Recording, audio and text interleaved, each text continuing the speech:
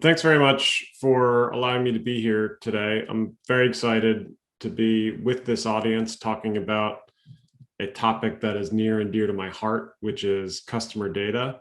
The title of my presentation is Trust, Respect, and the Amazing New Possibilities from Customer Data. We know that this has been a topical conversation over the course of the last year and several years because of changes that are being made to how companies can collect data, use data internally, and certainly share it across other companies. My objective here today is to give some advice on how the gaming industry specifically can use customer data for better customer relationships, better product development, and ways they can think about customer data in a world that's ever changing. So the first thing to understand is that the world of customer data is changing rapidly. And I want to take a quick look at how we got to where we are today with respect to how we collect data and how we use it across marketing and advertising platforms. A few things have happened. For one, Google has changed policy with respect to third-party cookies and effectively said that within the Google environment, they will not recognize third-party identifiers. Apple has made similar changes to the way they handle IDFA and other mobile identifiers, where they are making it much more difficult for app developers and others to share data in the Apple environment. At the same time, there is a renewed focus on privacy, and that comes from legislation, which we'll talk a bit about, but it also comes from changing attitudes within major data-driven companies. It used to be the case that you could collect data from your customers and use it creatively to deliver better products, better content, et cetera. Now, I think companies led by Apple and Tim Cook's opinion on this are starting to rethink their relationship with customers. And I think in the gaming industry, frankly, gaming companies have been very progressive on this front. They really value their customer relationships, and they're very protective of the data that their customers allow them to collect. So first-party data and customer collaboration is becoming all the more important.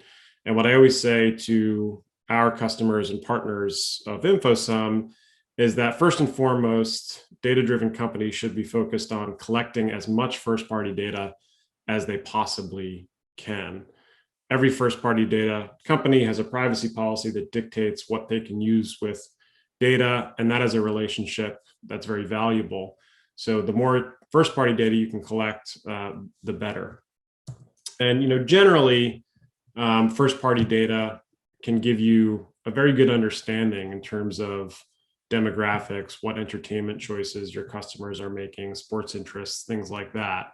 But also in many cases, you need to amplify that understanding using second-party data.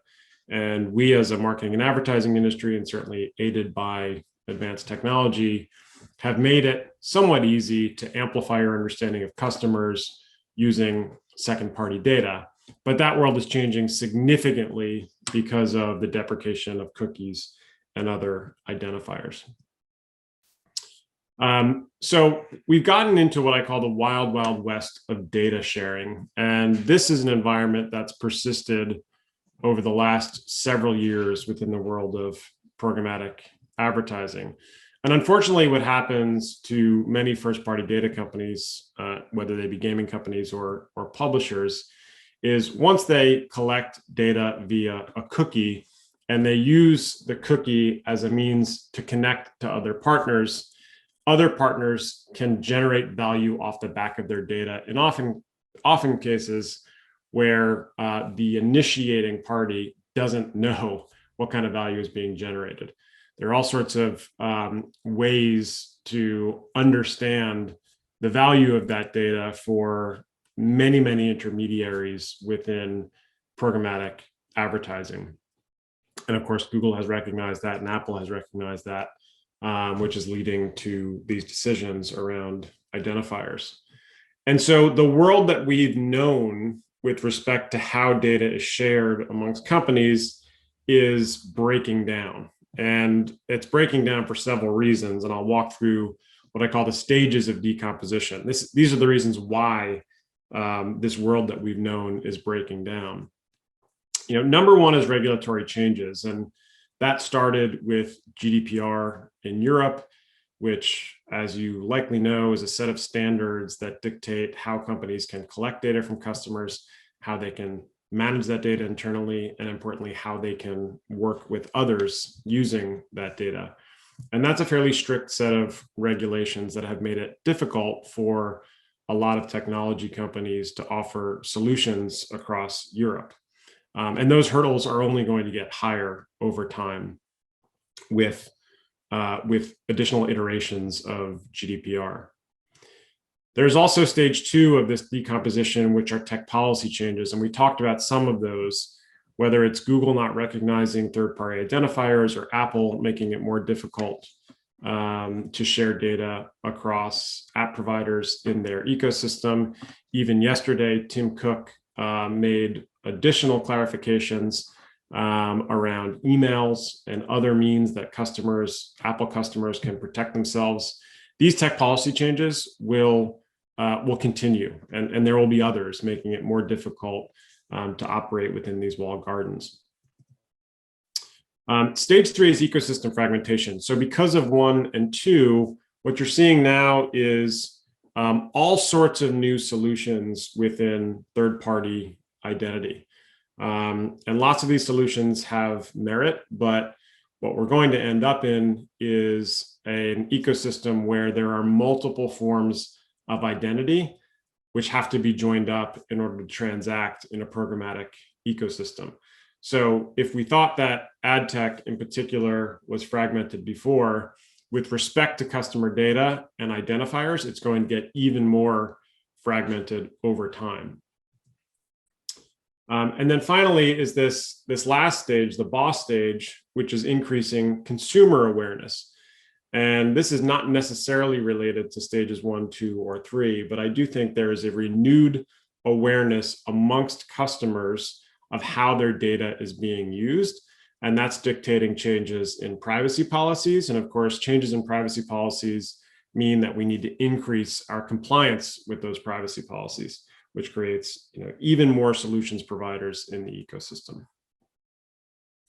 So let's switch now to what brands can do to establish this consumer trust, which is becoming all important. And importantly, what gaming companies can do to establish and reestablish consumer trust. It used to be in our ecosystem that a brand and a partner needed to trust each other in order to share data between them. But increasingly, trust is a triangle that includes the consumer. And so when you have a relationship with the consumer, you need to make sure that whatever you do with the data that you're collecting from the consumer adheres to that trust you have. And that actually must involve a new set of technologies and a new set of processes around how data is shared between companies. So how do gaming brands win in this first-party data game? Number one is customer trust. You have to make sure that when you're collecting data from your consumers, that those consumers understand, those gamers understand precisely what you're doing with the data. Number two is make sure that you're creating that loyal community through that consumer trust. Gamers are already incredibly loyal to gaming companies, and you want to maintain that loyalty over time. Three is your willingness to share data with consumers, but also with other partners. And of course, we believe that when you share data, you shouldn't have to transfer data outside of your database. And of course, InfoSum offers a solution for first-party data companies to work with partners to understand when there is overlap in customer data without ever moving it outside of your four walls. And then finally, look for new partnerships. It's not just the traditional partnerships that we've always had with respect to how we use data, but there can be new partnerships that dictate new levels of development in gaming or new experiences. So how do we do this? What's the new set of technologies that will allow gaming companies to maintain that consumer trust? Number one, prioritize the privacy of your consumers. Make sure that they understand precisely what's happening with the data. Using InfoSum and other technologies, you can arrive in a place where you say to consumers and your gamers, we can deliver you custom content, better gaming experiences, relevant advertising without ever having to share your individual customer data outside of our environment. And that's a way to prioritize the privacy of your consumers. Number two is don't sacrifice control of data. In any instance where you have to send data to another party, you are sacrificing control of your data. In the old environment, that was based on cookies. In a new environment, you can build off of the data you have without having to rely on cookies or other third-party identifiers. And then finally, number three is to embrace customer-centric technology like InfoSum. InfoSum provides you the ability to work with multiple partners without ever having to move data out of your database. So what will the future hold? Here's some ideas for how gaming companies can use data creatively. Number one, internally, gaming companies often have silos of customer data. And you now have the ability to join those up. So you can now understand when you have a gamer that plays multiple games within your product portfolio. Number two is using these new technologies, you can now work with other partners. So for example, if you have a game that's associated with a sport, you can work with sports leagues to understand how to build out better experiences and how to make those experiences customized for every individual player. Another idea is to work with multiple parties. So again, in the case of a game designed around sports, you can not only work with sports leagues, you could work with retailers or sports equipment manufacturers to pull in the data that they have and make that experience even more customized for gamers. And then finally, what we call the MMO stage is you can start to work even with competitive gaming companies, you can work with console makers, you can work with mobile gaming companies and create an ecosystem where everybody can feel comfortable that their product, their games are getting better as a function of learning about customer information without ever sharing that customer information. Those are some ideas for how we can use first-party data in the future. I hope you learned something new with this presentation. Please contact me if you have any questions or any new ideas that I can help with. Thanks very much.